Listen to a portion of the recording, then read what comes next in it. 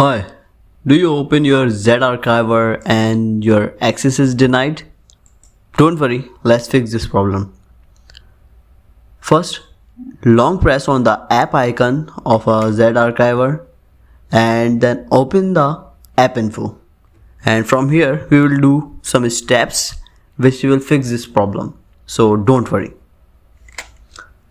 The first thing you need to do is to click on storage and then from here clear cache and press OK, and that's all. Now you need to go to Play Store and from the Play Store search the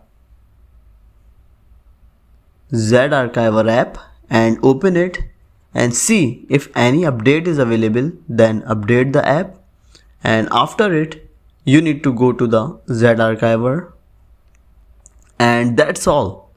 And you will be able to see your files.